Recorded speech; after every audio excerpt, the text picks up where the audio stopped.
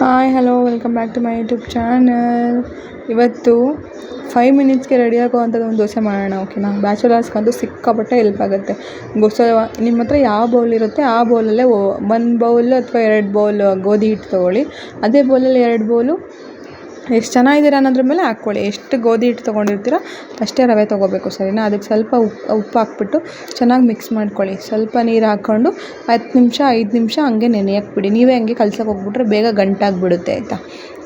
ನೋಡಿ, 5 ನಿಮಿಷ ಬಿಟ್ಬಿಟ್ಟು ಮಿಕ್ಸ್ ಮಾಡಿಕೊಂಡ್ರೆ ಈ ಹದಕ್ಕೆ ಬರುತ್ತೆ. ಫುಲ್ ತೆಳು ಮಾಡ್ಕೊಬೇಡಿ, ಆಯಿತಾ?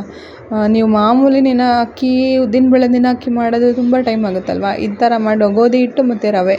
ಗೋಧಿ ಹಿಟ್ಟು ಎಷ್ಟು ತೊಗೋತೀರೋ ರವೆ ಎಷ್ಟು ತೊಗೊಳ್ಳಿ. ರವೆ ಎಷ್ಟು ತೊಗೋತೀರೋ ಅಷ್ಟು ಗೋಧಿ ಹಿಟ್ಟು ತೊಗೊಳ್ಳಿ. ನೋಡಿ ಎಷ್ಟು ಚೆನ್ನಾಗಿ ಬಂದಿದೆ. ಬ್ಯಾಚುಲರ್ಸ್ 5 ಮಿನಿಟ್ಸ್ ಮಾಡ್ಕೊಂಡು ತಿನ್ಬೋದು. ಇಷ್ಟ ಆದರೆ ಸಬ್ಸ್ಕ್ರೈಬ್ ಮಾಡಿ, ಹಾಗೆ ಲೈಕ್ ಮಾಡಿ. Thank you for watching.